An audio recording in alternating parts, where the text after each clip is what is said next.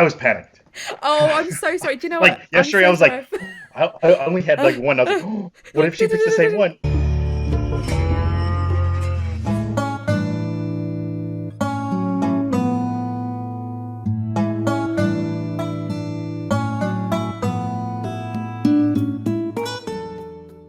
Hi everyone, and welcome back to another episode of Breaking Bells. I am Holly, and I am joined by Richard, who you the wonderful, the amazing Richard, who you guys know as Argo, a friend of the community and in the community and of the channels. So this is your topic this week, but you don't have a YouTube channel, so it's going to go up on mine. However, I would just like to take the opportunity to say, please go give Argo a follow on all of his socials, just because whenever I've managed to catch snippets of your stream, it's always been so fun, and I don't want anyone to miss out on your content just because you don't have a channel. But also, it's a very chill environment. but also get yourself a YouTube channel. So you have a topic for us today, and what is that topic? Yes. So I've recently started a second island. And I think when you're streaming, everyone always joins and asks, "What's your theme of your island?" So, and then they're asking for tips. So I thought, what are some tips of the theme of your island, or design tips of just trying to make it all cohesive? And I just wanted your opinion on what would be your advice for people that want to try to figure out a theme for their island and not just have random stuff everywhere. I said this before we started recording, but I really love that. I love this topic because I think a lot of people struggle with it, and we've kind of seen the rise of cottagecore, and it doesn't seem to be slowing down. People are still loving it, and actually I feel like I've done a 180 because I went through a phase of loving cottagecore and then finding it really samey, and now I'm coming back to the whole, oh my god, I love it. So it's a really interesting topic. So actually, when I was thinking about this, I don't know if this is very obscure, but if you are wondering how to design or decorate your island, I would really recommend looking at the types of games that you play. So for me, I play a lot of open world. I love like Skyrim, fantasy games. I like medieval games, stuff like that. And I also like The Witcher, and they all have that kind of town. There's lots of little towns and little built-up areas, and I like how there's usually an inn and there's usually a little post office and stuff like that. So that's how I kind of decided the theme for my first island. But for my second island, I wanted to use it as a way to showcase all of my favourite things. So some of it is ironically, but my second island is kind of like Universal. I mean, it looks like a ghost town at the minute, but because I've not played on it in a little while now. But it's kind of like Universal, and I love films, and I love lots of different series. And that's another thing I would look at. Look at what you love in terms of media, because, you know, if like me, if you really love Disney, you might not want to create a Disney area or Studio Ghibli with a Ghibli area, something like that. So I would just look at the things that you really love and are familiar with, because if someone asks me to design a Wild West themed island, I've never really watched Western movies, things like Red Dead Redemption I've played a little bit of, but I just can't quite get into it. And I don't know how to explain it, but once you know a certain theme really well, like fantasy, you'll find that you use the items in a more authentic way, if that makes sense. Oh yeah, no, I completely agree, because I didn't even think it really hit me, because I was remodeling my island. Yeah. So when I first started, so this is my first time crossing it. Yeah. So when I first went into it, I didn't really know anything about trying to have a theme or anything like that. So Well, I really no, just went with the story of the game, where they were like, here's a shop. And I was like, okay, I'll just put it right here. And then I just kind of build out. And then when I got items, I just try to put them together. Yeah. And I that was my first island. And then when I really started getting neck deep in this game, I was like, well, now I got to figure out something. And so I didn't really start developing a theme for my island really until the mushrooms items. And then I started making like a mushroom forest, because I made like a celestial garden, and then I made it into a mushroom like forest. Yeah. Oh, I love that. And all of a sudden, I bought a second Switch to do a second island, Yeah. and then I remodeled my whole first island, and I've had my second Switch for 3.5 months, and I haven't even touched it. So Oh my god, that's so because funny. I That's spent kind so of what much I've time, because done. I thought I was like, oh, I'm done. I'll start another island. And so since I did that, it just kind of started branching off. And for me, I take inspiration. Just say the same thing as you did. Yeah. Uh, my girlfriend was playing Mario Odyssey, Yeah. and she was in the like the desert world, Yes. the level. Yeah. And so I was like, that would be really cool. What if I destroy my museum area and make it a desert oasis? And Oh, I I'll actually love make it. I'll make it go down so the perspective is like it's farther away instead of being up on the Oh, that's so next cliff. cool.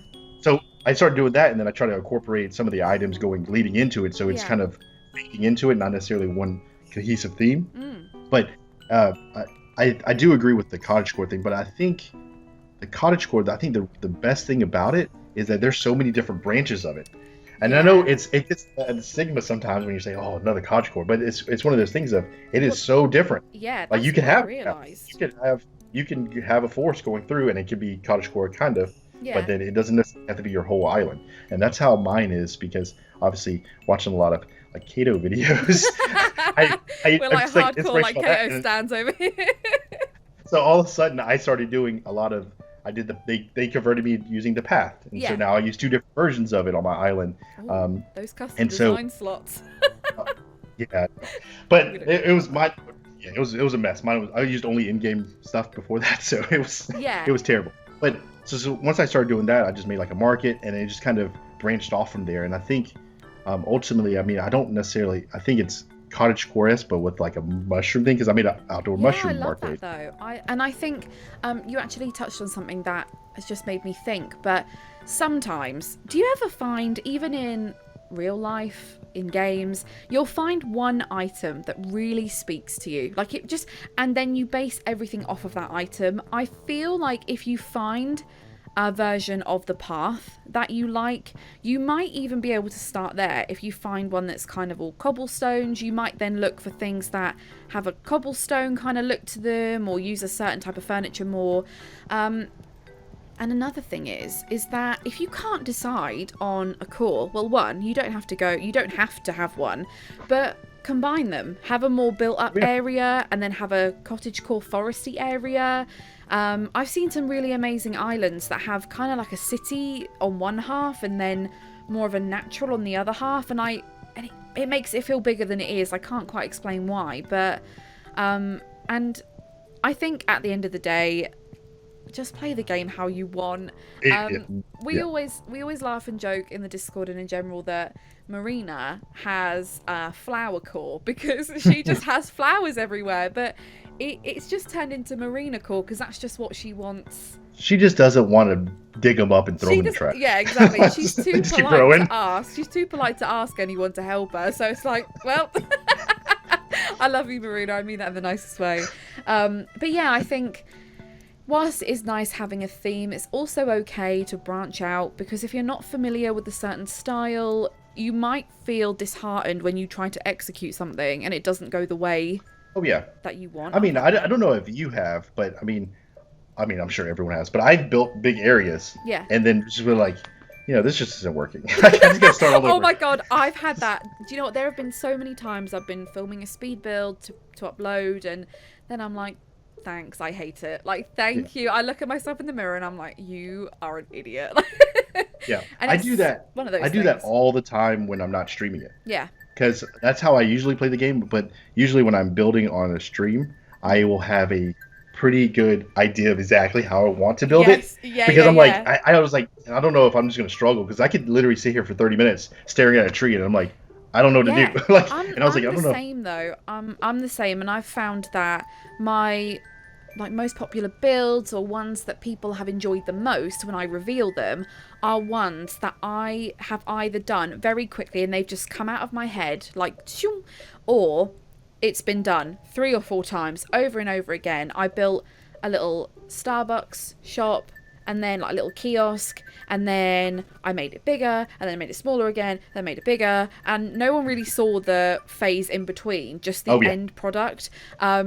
But that's another thing. If you see someone's island and think, oh my God, it's amazing, chances are it's not just been like that. Chances are it's been one of those things they've had to do over and over again, move things around, pull things about, like trial and error just to make sure it works, you know? Oh yeah. Yeah, or does it flows? I mean, that's what like I said, this past or last week I've been doing that Oasis like museum area. Yeah. And that was the first build that I had that like I had an idea in my head. Yeah. And then it just flowed and it went smooth and I was just like, oh, this is perfect. And then now people are like, man, that's the best part of your island. I'm like, thank you, but what are you trying to say about the rest? like, I did this in like 3 hours. What? It's been a long time, but your island was the first one I visited when Dream Addresses came out. Like when the Dream Suite came out, I was like, because I think you were one of the first people in the community to kind of upload it. And I remember walking around, and I was like, this is so good. Like it's completely different. And I need to go back, but as well, what you might think is, oh, I don't really like this area. Someone else might really like it, and it doesn't always have to be that's over what the I top. get a lot from my island personally, because I think it's because I see it all the time, and I'm thinking man, maybe I should change it. But then everyone, like some people were like, oh, I really love that, or you shouldn't change that area and stuff like that. So I think, I think the advice though that I would give for people is, one is you got to do what you like. Yeah. And then obviously you're the one that sees it way more than everyone else. So make sure you don't do something that you're going to get sick of. Yeah, so don't just because it's cottagecore, and you don't have to use the path or anything like that. If you don't like it, do whatever makes you happy about it. Because I mean, really, I don't think there's ever really a bad island. If you're happy with your island, I mean, it's whatever you want to do. I mean, there is one bad island, Nintendo's island. Oh, I haven't been. I saw your video and I was like, oh. Yeah, there's no such thing as bad. No, I'm only teasing. But yeah, I think it's just individual flair, and don't be too hard on yourself. Don't ever. No one be too hard on yourself, because some people spend all of their time designing. Like for me, I spend all of my time designing and stuff. I haven't had a single villager photo because I don't do the core things in the game. Oh, yeah. I just design a lot. So I'm actually lacking in that field, whereas you might all be best friends with all your villagers, and I'm sitting here Billy no mates with no best friends. So no, you can go. I don't. But I think that it's that. I think what people struggle with the most is they just feel the pressure of having to have a theme, because they see like videos of all these like perfect islands. Yeah. And then especially if you go through, even if you look on Twitch or YouTube, when most streamers that play Animal Crossing, they'll have almost like a pristine island, or they go visit islands, and Dream Addresses and island tours are really popular. So they go to like the most elaborate islands, and then you're like, and then it makes you self-conscious about yours. Yeah, and I think guilty of that. The biggest thing is, don't feel self-conscious about yours. If they spend that time, that's what they enjoy doing, and you just got to find whatever you enjoy in the game and make it your own. Yeah, for sure. No, I think it's a really important thing to talk about. For sure. So thank you everyone for watching this episode of Breaking Bells. If you liked it, let us know. What do you think? Do you think it's important? Do you think it's not important? Make sure you go give Richard a follow on Twitch, because look, I'm going to make some of those streams. Mark my words. Mark my words. I'm going to make them. And we will see you on, I think it's going to be uploaded on Thursday maybe, because I've got so much. In fact, no, Sunday. It'll be uploaded on Sunday, which will be our weekly roundup. So until next time, goodbye. Bye-bye.